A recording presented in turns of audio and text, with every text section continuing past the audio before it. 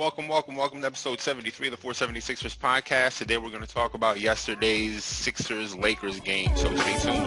Yo. Yo. Justice for the blind, just something that'll find in the rhymes that are coming from my mind. Good morning, everybody. Welcome to episode 73 of the 476ers podcast. We are going to talk about, listen, first and foremost, I never doubted Tobias Harris. Let's be clear. I've never doubted him. I've always been a supporter of the Dominican, which is my nickname for him because he sounds like a New York Dominican when he talks. I've always supported him. Let's be clear. I've never doubted him, ever. No, but in all seriousness, what a game. You know, what a great fucking game yesterday was. A real test. Not only a real test, but a playoff game. I felt like, you know, I think it felt like a playoff game, a true playoff game. Real, you know, felt like there was stakes. I think both teams knew, you know, regardless of what people say, you know, I think LeBron is always good at doing this. You know, a lot of the great players or the better players are always like, oh, it's a regular season game, it doesn't matter, but it matters. We know it matters. You know it matters. Stop. This is cap. It matters. Everyone knows. And based on how you guys all came out yesterday, it mattered. You know what I mean? It mattered. Everyone I thought was playing hard. Everyone was playing to win. You know what I mean? You're not going to tell me it didn't matter and then go out and score 20, whatever he had. I think he had 22 in the first half. When we took that 16-point lead, LeBron said, oh, no, we're not going to lose this game. But they lost. So, oh, man, excuse me. I'm yawning. Yawning because I was up celebrating late last night. So where to start? I mean, let's start with Joe. Joe, our MVP. Even though Joe got picked up big time by his constituents, and we'll talk about that in a second. But you know, it starts with Joe. Everything starts with Joe. You know what I mean? He's our best basketball player, and it just is what it is. I do think yesterday was one of his better scoring games against Marc Gasol. When he first came in the league, he didn't have problems with Marc Gasol, but then when Marc went to the Raptors, all of a sudden it turned into this thing where Marc was, you know, I just think that the Raptors defense collectively started with Marc Gasol, because the way you stop Joe is you have a defender on him who can stop him from going quick or stop him from making quick moves before a double team comes. So when the Raptors send a double team or shade over to him, Marc, as the first line of defense, was able to slow him down and you know, famously had that 0 for 11 game last year. Now, a lot of that has to do with the fact that everything about our offense was horrible last year. Every bit of it was terrible. So last year's team does not beat this Lakers team, to be clear, especially when in the second quarter they locked down defensively. You know, I got to give them credit. The first quarter, we were getting a lot of what we wanted. That's how we ended up scoring 30-some points in the first quarter. In the second quarter, they decided that they just gummed the game up. You know what I mean? They just got. If you watched episode 2 of WandaVision, and you know you see Vision eat the gum, and all of a sudden he goes haywire. That's what happens to our offense in the second quarter, and pretty much throughout the rest of the game, for the most part. But now part of that second quarter is that Joe comes off the floor. He's our best basketball player, mind you. Yesterday was Ben's best game of the season. Which is good. Two of his best games of the season in 1 week. I think that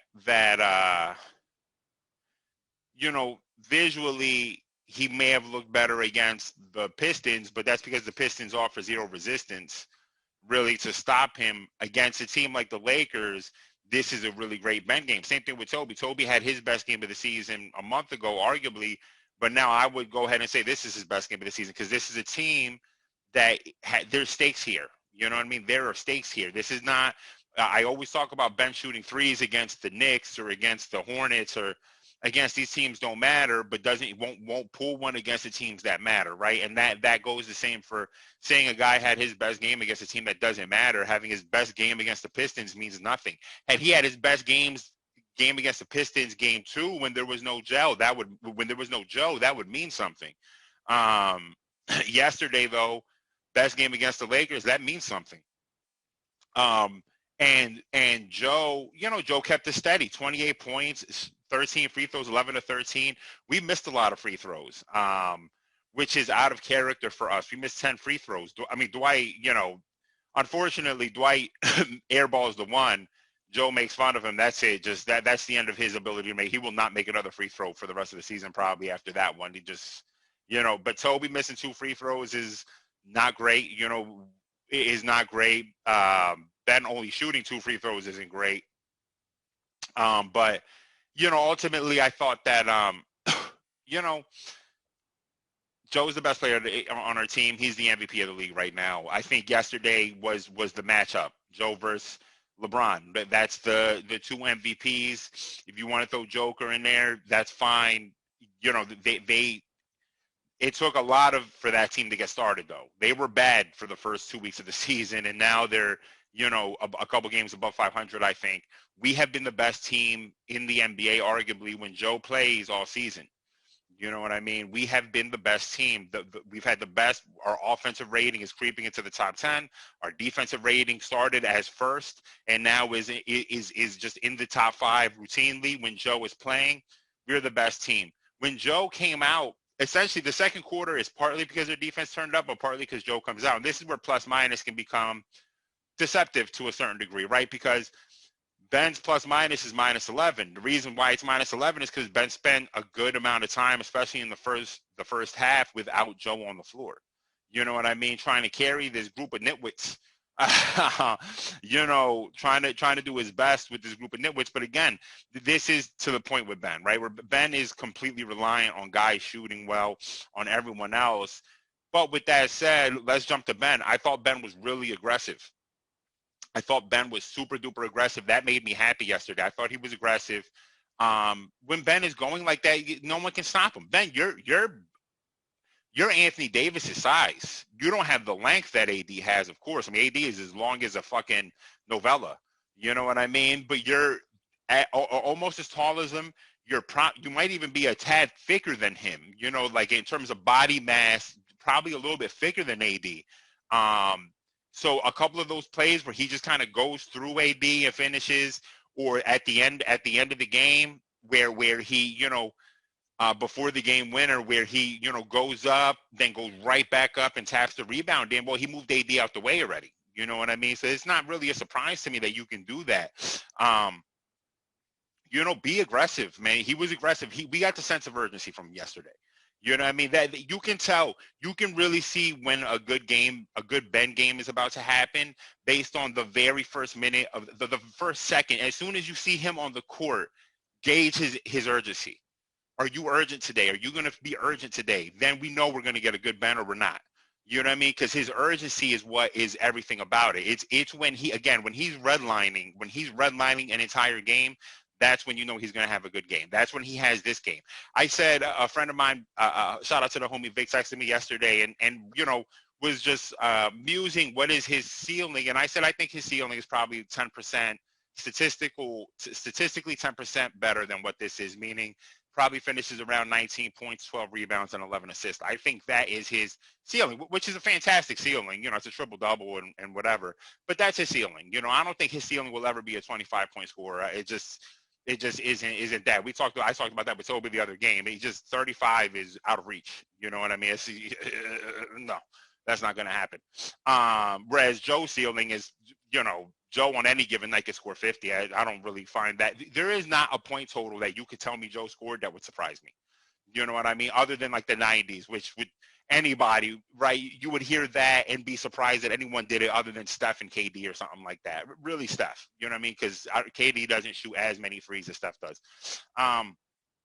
So, I think that's Ben's ceiling, but Ben played great defense. I mean, Ben has the one behind block on this is a little weird though, because he only has one block. He has the one block on AD and then he blocked LeBron from behind. That means one of them was a foul that didn't get called, but whatever. I don't give a shit. I'm not here to do that. I mean, I didn't have any problem with the officiating yesterday, except that they called that flagrant foul on Joe specifically because LeBron bitched them into doing it after he committed that flagrant on Joe. That flagrant on the LeBron flagrant was just fucking dirty. I mean, that was just a fucking dirty play. Like, you could suck a dick, honestly. Fuck you. This is why you're not my GOAT. You'll never be my GOAT. You think MJ would flagrant someone? No, he don't need to flagrant someone. he would give hard fouls, but he's just gonna lock you up. He's just gonna be MJ. You doing all, what are you doing? That's dirty. Get the fuck out of the way if you're not gonna play defense. Or jump and foul him. I mean, that's nonsense. Oh, you don't want to get posterized. I got you. Because that's a thing with a lot of these players now in the social media era don't want to get posterized. You know what I mean? They think that's the biggest thing. So LeBron getting posterized, he would rather kill you. he would rather you die than put him on a poster. That was fucking dirty. Fuck him for that. That was some bullshit. And that tells you exactly how you know that this game mattered to him. He understood how important this game was. The poor Celtics on Saturday. You know what I mean? LeBron's going to come out for blood in that game. But Ben, so I thought this was a great Ben game. I thought, obviously I would like him to shoot more free throws, but he just wasn't getting fouled. He just wasn't getting foul calls. I don't think that was due to him being less aggressive. He shot 15 shots. That's aggressive. None of them were jump shots, I assure you. He just wasn't getting foul calls necessarily, and I thought he was just doing a good job finishing in transition. You know what I mean? Again, redlining. When you play a team like this whose half-court defense is difficult to score on, you got to get out and run. And this is the perfect balance. You know what I mean? Joe still scored 28. When we needed it, when the game is slowing down, when you have to go on the half-court offense, it's going to happen. But the rest of the time, Ben, go. Just fucking go. You know what I mean? And I thought Ben played well. You know what I mean? I thought Ben played well. I thought this was his best game of the season. I don't have anything negative to say about Ben. Truthfully, I don't. Tobi, it's funny because Tobi, there was a moment, and only one turnover for Ben. I mean, that's excellent. Yeah, again, they're a very good defensive team, one of the best in the league. Tobi, there was a point at last night where oh man, it's blind Doris. I'm sorry, Doris Berg. Shout out to Doris, who I love with all my heart. But she was like, Mike, have you seen Tobias Harris dribble more than twice on any possession? And I was like, oh, relax, Doris. Yes, he's done it. He did it at least 3 or 4 times I can remember, and at least 2 turnovers that I remember from him over dribbling. But aside from that, I thought he played great. Again, attacking off the catch. That's what you got to do, right? Attack off the catch, and that's what he did yesterday a ton. He got himself in trouble a couple times, dribbling too much. There was a point in the third quarter that I did not like where Tobi was the only starter in the game, and that can be dangerous because Tobi 100% has the mindset when he's the only starter that everything needs to be going through him.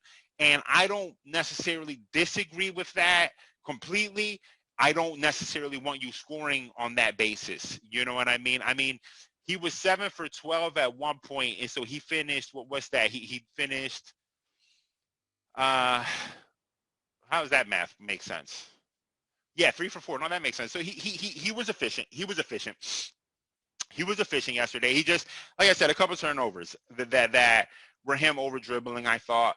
But honestly, I mean, and then the game winner, obviously, what a shot. Listen, I'll be honest with you. That shot, that shot is money for Tobi. It is. But I did not think he was going to make it. I'm going to be completely honest with you. Alex Caruso is an above-average defender. And I just thought that, that's a hell of a shot. It's a big shot. It's a big shot. Not everyone's going to hit that shot. People miss that shot all the time. Time running down, ton of pressure on that shot. He has the presence of mind to get to his spot, get a little separation, rise up from 12 feet, and knock it down. That shot is money for Tobi, honestly. Anything within 15 feet is pretty much money for him at this point, I think. I mean, I thought that was a fantastic shot. He made me eat my fucking words. You know what I mean? Let me be clear. With games like this, he makes me eat my words, and I'm happy. I'm happy. Listen, I got a binge eating disorder, so put my food on a platter, pour some motherfucking hot sauce, and let me eat it. Let me do the James Harden. Let me eat my words. Make me eat my words, Tobi. I'm happy to. I promise you, I'm happy. If anyone who knows me, any of my closest friends, my therapist, there is not one person in this world who does not know me as someone who is totally accountable and will completely say I'm wrong. I'm so fucking satisfied to say I'm wrong. I'm happy to be wrong. It makes me happy to be wrong. It makes me happy to be wrong. I love being wrong. I'm the wrongest. And it makes me so fucking, I've never been more happy to be so inaccurate. Oh, Tobi, way to make me eat my words. And I would fucking gladly tell you that to your face. You know what I mean? When you play bad, I would tell that to your face too. But when you do shit like this yesterday, I'm going to tell you to your fucking face, hey, Tobi, you told me to suck your dick. I got nothing to say. I can't even retort. I have nothing. Way to fucking play. I thought he played great defense too. I thought he was good defensively. Other than he got bowled over that first possession with AD. Listen, most people can't stop AD. Let's be clear. There's like only a handful of guys who give AD problems, Joe being one of them. And I mentioned on the previous podcast, I wasn't sure that Joe would guard him. And we started the game with Tobi on AD. And after that first possession, pretty much at that point, Doc said, no, that's enough. Joe, take AD out. And Joe gave AD problems. I'll be honest with you. AD had a couple really nice moves on Joe, but for the most part, settled for a lot of jump shots that, just a lot of contested jump shots. He can't score on Joe. I mean, he can't do anything with Joe. He can't score on Joe. He can't stop Joe from doing anything he wants. Let's be clear. Joe has been vanquishing AD for years now. You know what I mean? He has vanquished that man for mad years without really breaking a sweat. You know what I mean? It's not anything new. But then on times where Tobi ended up isolated on Marcus Saul, I thought he did a great job being strong, to the point where I actually started thinking yesterday if it would make sense to put Tobi on LeBron, because LeBron right now doesn't necessarily rely a ton on speed, per se, in an isolation situation. He just relies a lot on strength, where it's like you may be able to get back in front of him, but it doesn't matter. He's just going to bowl you out of the way. And he did that to Ben a couple times. And I think Tobi may have Tobi has a lower center of gravity generally, just because he's shorter than Ben. But I think Tobi does a really good job getting heavy. You know what I mean? Getting heavy, being hard to just bowl through. And I just wondered that. It's not, no one's going to stop LeBron James. Let's be clear. It's just not a human being that's going to stop LeBron James, other than maybe Michael Jordan, in the history of the NBA. You know what I mean? But I wonder that matchup. Would that be an interesting matchup to see? And there was a couple times where Ben ended up on AD that I thought was really interesting too. So, we'll see. We'll see what happens. But I thought Tobi played great.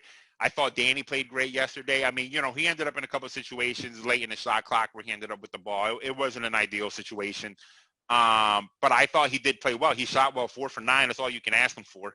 You know what I mean? A couple really big offensive rebounds. Had a huge offensive rebound down the stretch. I mean, big time offensive rebound. He had 2 blocks, the 1 block on Dennis Schroeder. I mean, listen, he largely got baked by Dennis Schroeder. Dennis Schroeder bakes us generally. And I said a lot of unscrupulous things about German people yesterday that I wish I could take back, as Dennis Schroeder was just eating us alive in the third quarter. But, Dennis Schroeder is a really, really good ISO player. He really is. I mean, he just is. He's not particularly quick, but his length allows him a deceptive quickness that gets him near the rim. And as soon as he's there, he has the length to finish just like over everyone, essentially, other than Joe, pretty much. Other than that, I thought Danny played great. And I thought yesterday's a big good because Seth didn't play well, particularly. Seth struggled big time. He didn't play a ton of minutes. I mean, he only played 30 minutes. He was missing a good amount down the stretch when we were doing things. Shake played a ton of minutes. We were looking for anyone, essentially. Shake played 20 minutes, but I guess he didn't play a ton of minutes. Matisse played more than we've seen him play, typically. But I thought, Joe,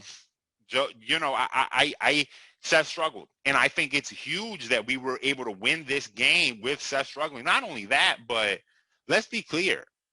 We were in control of this game the entire game. Anytime they made a run, anytime they hit us, we hit back. You know what I mean? Anytime it got to 5, we pushed it to 10. It gets to 5, we pushed it to 10. That was the roller coaster. And then as soon as Joe got the and 1 on AD, I think we started to let our foot off the gas at that point. You know what I mean? I think we started celebrating a little bit too soon. And LeBron is someone who you need to kill.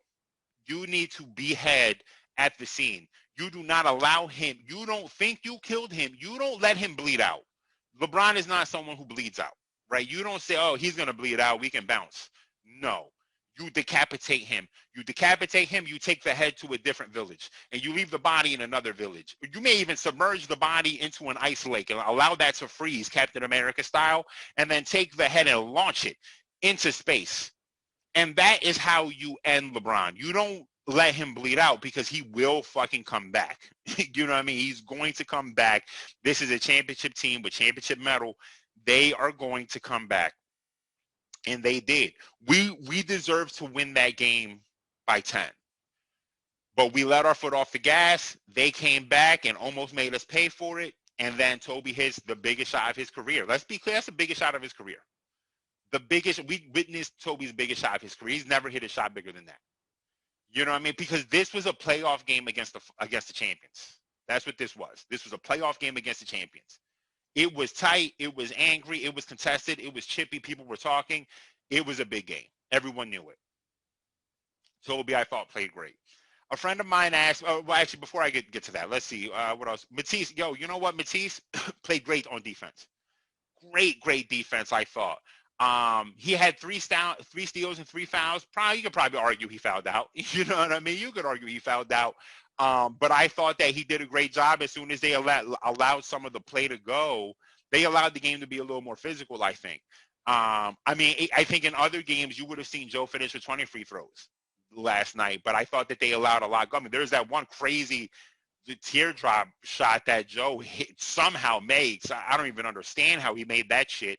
But even Maxey was impressed. Maxey, the teardrop god, the god of teardrop, just makes people cry. Like, so good at teardrops that when he walks into a room, people begin crying, dropping tears all over. Was impressed by Joe's drawing a foul teardrop. Joe can get a little too happy with foul calls, I think. I would like to see Joe not necessarily rely so much on foul calls and be a little bit stronger with how he goes, but he tends to finish so many things. He gets so many and ones. You know, it's impressive that he's just the soft touch, just a soft touch. So, but other than that, but back to Matisse, I thought he played really good defense. You know what I mean? I thought he played really, really good defense, had a couple steals that really were momentum killers for the Lakers. As the Lakers are trying to make a comeback, here comes Matisse with a steal. There was one Tobi steal. Yeah, the one, I guess Tobi only had one steal that he came weak side. I think that was on AD where they're trying to make a run, and Tobi cheated on that motherfucker but got the steal. That was a hell of a play by Tobi. I thought Matisse played really, really good defense. Offensively, he's a mess. Anytime he shoots right now, I know it's not going in. But aside from that, his defense really did make a change. I mean, I think, what did he finish with? 10 minutes he played, or 15 minutes?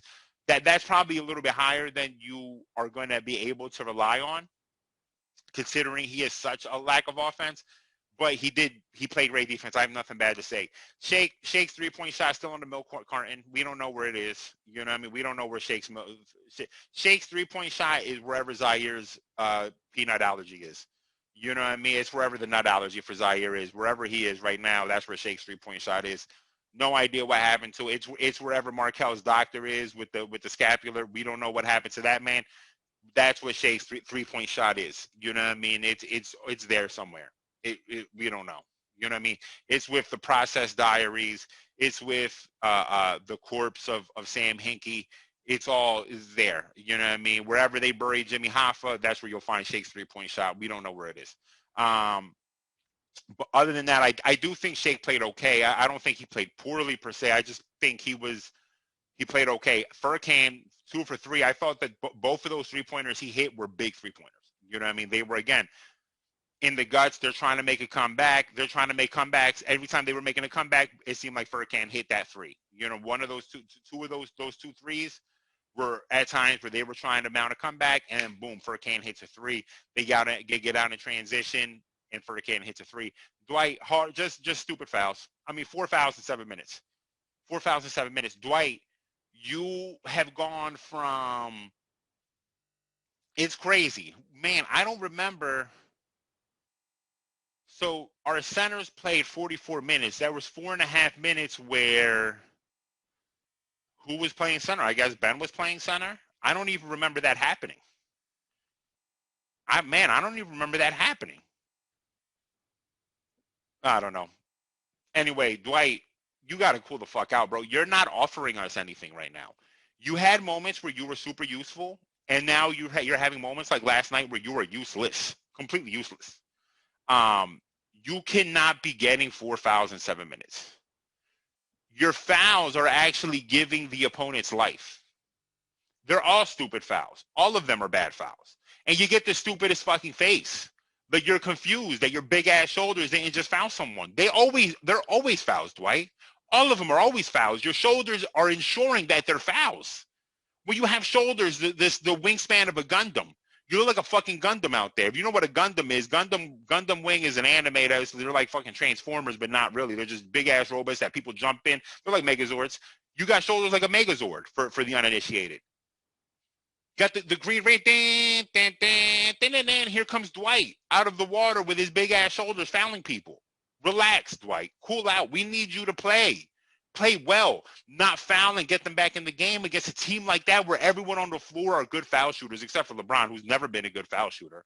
To be clear, yeah, he missed 2 straight free throws. That is not a surprise. AD missing 2 straight free throws is a surprise. LeBron, this is again not my GOAT. Not my GOAT. Hashtag not my GOAT. Tyrese, Tyrese didn't play a whole lot. How many minutes did Tyrese play yesterday? Yeah, 5 minutes, about right. He didn't play a whole lot, but I will say, I don't know. I like this one thing he did. All right, it was one thing he did. It was a missed floater he took at the end of the quarter. At the end, what was this? At the end of half or at the end of the third? I can't remember. I think it was actually it might have been a Matisse steal where Matisse is going, or somebody gets a steal, and time is expiring. He flicks it up to Matisse. Matisse gets the ball, flicks it straight to Tyrese. Tyrese catches it, takes 2 steps, and floats it almost. It was just impressive how quickly he floated. It missed, but I don't know. I really liked it. It just sticks in my head. I thought there's something about that was good, and I don't know what. Yeah, I don't know how to put in words what was good about it, but it was good. Good job, Matisse. Matisse always finds a way to make me happy. The cleanest face, proactive face. His face is so clean. I've never seen a cleaner face, honestly. There's no cleaner face. His face is as clean as a brand new 20. You know what I mean? The new $20 bills, crisp and clean. That's Tyrese's face. I've never seen a face so exfoliated. The most exfoliated face in the NBA right now, Tyrese Maxey. We have him on our team, and it feels great. It feels great to have someone with such an good skin, such a good face skin.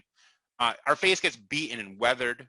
My face is weathered by age, depression, bad eating. You know what I mean? And then you had Tyrese, a face just innocent and not weathered by goodness and love. Great skin on his face. I don't even have to pause that. There's nothing to pause about it. He just has good skin. I can recognize that as a man. There's nothing wrong with that. You know what I mean? If you have good skin, it's not that there's anything wrong with being gay. I don't give a fuck. But it's not gay for me to point out that you have good skin, that you may be a handsome person. What's the problem with that? If Ben is a handsome person, Ben has a million marks on his body. I don't know what happened to Ben. Ben looks like he's been through torture. If you look at his arms, he looks like he's been tortured in his life. I don't know what's someone should probably call DHS for his past, because my man's arms just marks. What could have happened to you? It looks like someone rolled you down a hill of glass. What happened? I'm sorry, I've gone off the topic. Listen, great game. Great game all around. LeBron definitely tried to. It very much in LeBron fashion. He misses those 2 free throws and then comes back and hits the cleanest 3-pointer I've ever seen him hit. LeBron is one of the greatest ever. You know what I mean? He's just one of the greatest ever, and there's just nothing there's not a whole lot that you can really do with that. You know what I mean? It just is what it is. Listen, it's a treat. I always get angry when guys like Kevin O'Connor are saying, appreciate LeBron James or don't take LeBron for granted. I'm always like, who out there is taking LeBron James for granted? You know what I mean? I am for sure not someone who takes LeBron James for granted. I'm one of the greatest players I've ever seen in my life. Every night I watch him and I'm like, how the fuck is this guy so incredible? He's 49 years old, right? However old he is. It takes time. And guys, listen, real quick side note. Before I get there, we play the Timberwolves next. We have another. Who do we play after that? I can't remember who we play after that. It's pretty much cake after that. I mean, the Timberwolves are fucking horrible. They are bad. Even with or without Cat, I don't even give a shit. They are not a good team. Listen, we play the Timberwolves and then Indiana. That's good. Indiana's going to be a big game right there. No question about it. We play the Timberwolves tomorrow, and then Indiana. I guess it's Sunday. Yeah. Yeah. Justice for the blind, just something that'll find in the rhymes that are coming from my mind. Used to come